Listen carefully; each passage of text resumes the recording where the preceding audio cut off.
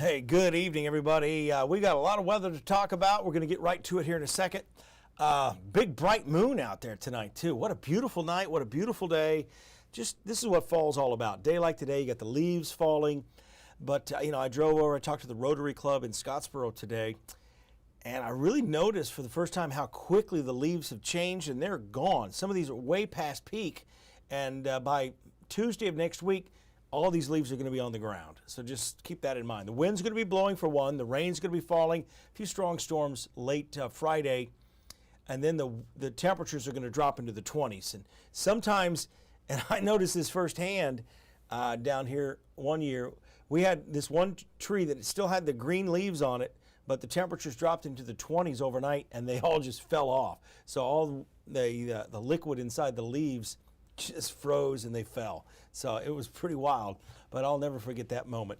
Let's talk about what's coming in, what's ahead for the coming days. We're just going to start with the 10-day forecast.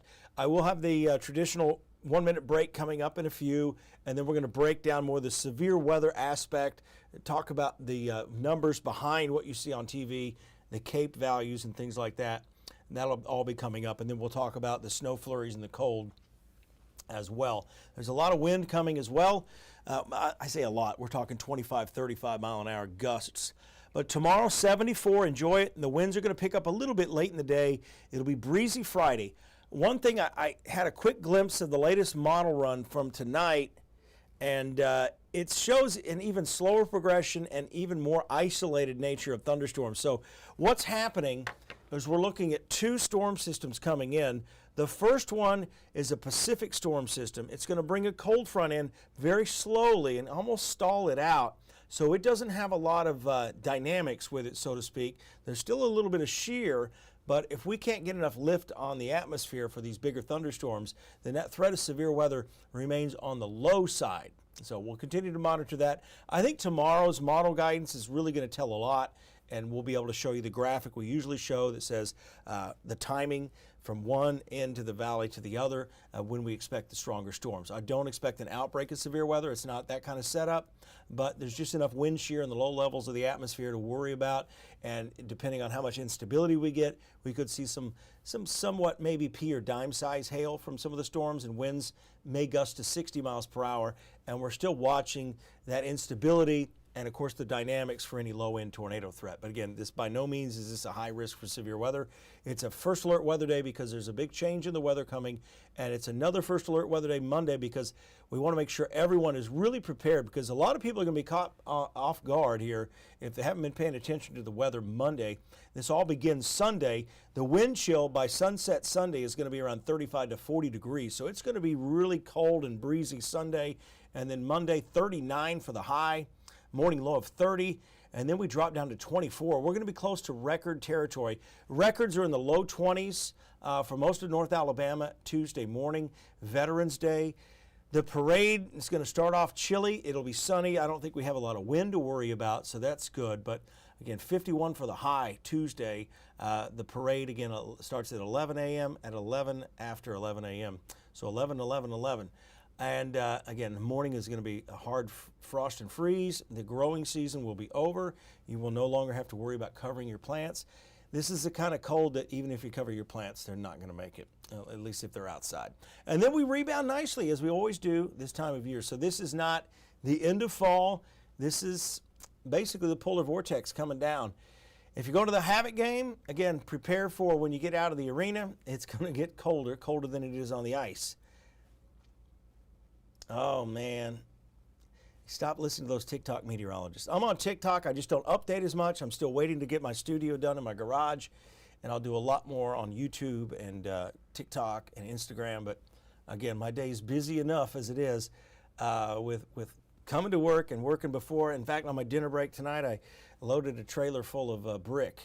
At least old brick. So we're ready to haul that off. I got a excavator coming in tomorrow. I'm going to dig the trench for my garage drain. So we're getting close.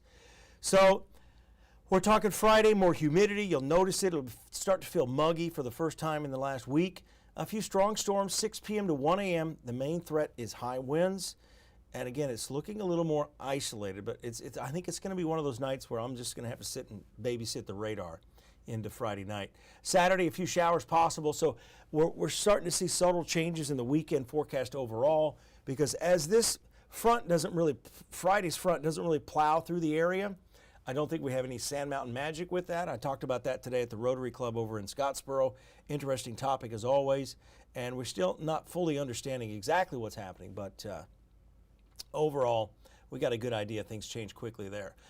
So again, late Saturday evening into Sunday morning, could see some showers ahead of the Arctic front. The winds are going to gust 20 to maybe 25 late Sunday, and the wind chill Monday morning is going to be down to 18 degrees. So let's talk you through what's going on Friday. Again, tomorrow, beautiful. Enjoy it. Tomorrow, probably a little bit nicer than today. And Ian checking in tonight. Hello, Ian. Good to see you on there. Good to see all the other folks on board. I'm just trying to get through this because there's a lot to talk about, and I want to get right to it for those checking in tonight and those that are going to be tuning in later after the live. So this is noon Friday, mostly cloudy. A little sun will get through, maybe a very spotty shower, but that's it. And then notice as we go past 5 o'clock, again, that's critical because as we go past sunset, that instability is probably not going to be as high. The atmosphere not as buoyant, we call it. But as we go to 7 o'clock, again, this is delayed another hour from what it showed earlier today. We start to see these isolated thunderstorms. So we'll have to watch these closely. Notice at 9 o'clock, the temperatures are still in the upper 60s. So the atmosphere is going to be unstable. Some of these storms will be severe as we go into the evening hours with isolated damaging winds, potentially some larger hail. Blow off the acorns. Yeah, and you got those sweet gum trees. Those are coming next too. So we'll probably see a lot of those sweet gum balls falling as we go in. Notice the development here. Eventually we see a line, but this the orientation of this line, usually the big storms, they'll come through almost north-south. So this does not tell me that we're going to have what we call a line echo wave pattern. So that is good. So everything's going to be kind of parallel to the upper level winds as this comes in. So I think initially we may have a few severe thunderstorms, but as we go past 11 o'clock with this orientation of the front, we start to see the upper level dynamics spinning away from us to the north up to the Great Lakes, and overall this slowly drifts south overnight. Tomorrow, as I mentioned, beautiful day, not much wind, so get out and enjoy it. I'm going to take a quick break, and I'm going to break down that severe weather threat. We're going to talk about the Cape and correlate that with the thunderstorm activity for Friday, and then we're going to get into the cold air that's coming in Monday and who's got the best chance of snow flurries coming up after this 1-minute break, so hang on.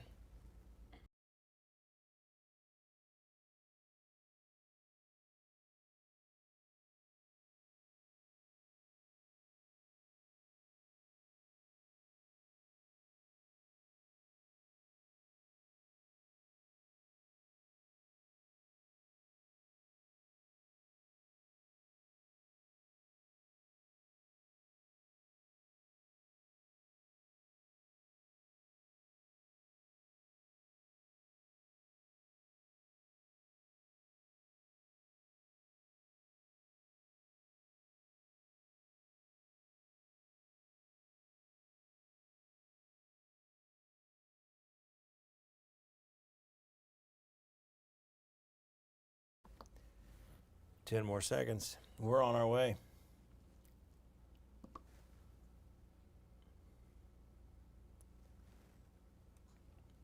All right, everybody. Let's get down into the forecast for Friday. I'll break it down a little bit more. You're going to see some science behind what's going on. And some good news is we don't really start the day with very unstable air. The instability builds through the afternoon hours. And as I mentioned earlier, this upper level energy is going to be swinging north, and the front's going to be coming in slowly, almost oriented from the north to the south. And usually when that happens, we don't get a lot of severe weather. We don't usually get line echo wave pattern, we call it. And that's where we really get concerned with these spin-up tornadoes. So I think early in the evenings are probably our better chance for any severe weather. As we get later into the evening, it just becomes kind of a watch closely, and I don't see a whole lot happening there. So let's get into this. What you're going to see here, I call this storm fuel. It's convective available potential energy is what it's called. So you have 0 and you got a J and a KJ. That's joules per kilogram. That's how we measure the instability here. Basically, it's the buoyancy. How likely is a parcel of air once a boundary pushes and lifts it, how likely is that boundary parcel likely to rise? And the higher the number, the more likely it's going to rise. And when you get to, say, a cape of 2,000, it rises rapidly. This also is an indicator of the hail potential as well. So notice we get past the lunch hour, there's not much there. But it does change. The winds pick up. We start to see cape over 500. The wind shear is probably not going to line up. I haven't looked at it, but based on what I've seen on the reflectivity here, the wind shear and dynamics will probably not co-locate, we call it, with the storms late in the evening. So about 7 o'clock, it's muggy, but notice not unstable at all as you get east of I-65. So no threat whatsoever until maybe 9 o'clock east of there. And notice the thunderstorm development starts there. And I've got a different color here. The reason I changed the color is so it kind of pops out a little bit more. Notice this is pretty unstable for November. Anytime you get, say, 1,500 joules per kilogram. But notice the lack of the thunderstorm development right along that boundary. And I think the real focus here is going to be on lift. Do we have enough to trigger these thunderstorms? If they get going and we get a lot of this mechanism going, they could be strong to severe. But if we're lacking that lift, and I've seen a cap on the atmosphere, the overall sounding data shows the air above the ground a little bit warmer, so that's an inversion, and that can limit thunderstorm development. So there's a lot to look at. And again, I really want to stress this is not a high-end threat of severe weather. Now let's focus on the Arctic blast, the polar vortex. And Christian was commenting, the polar vortex is a good name for a hockey team. That would be a good name for the hockey team. So I'm just going to call it Arctic blast. Take a look at Monday. And I just got a text from my son, and I want to read part of it. He says, "Oh man, we got a high of 40 on Monday." He lives in Nashville. And I'm like, well, it's going to be colder than that. I said, I'm going a high of 39 Monday. And Nashville's probably, well, we'll see what the model says for Nashville. Starts off 31 in Nashville. We'll start off around 32 or so.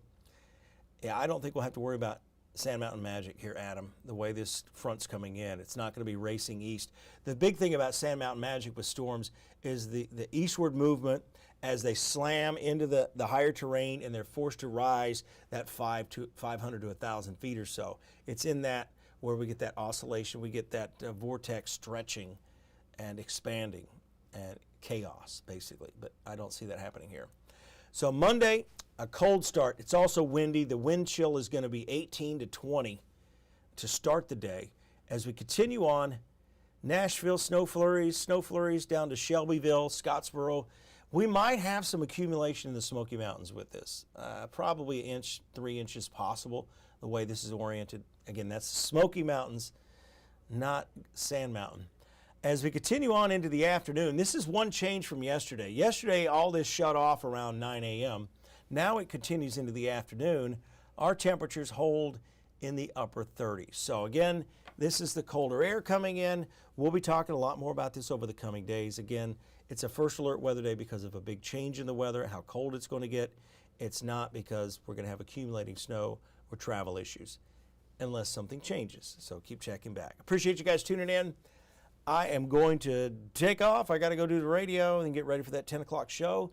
Update a few graphics because I know a lot of people will be watching anytime you mention snow and, of course, strong to severe storms. We got a smorgasbord of a potpourri of weather to talk about tonight. See you guys later.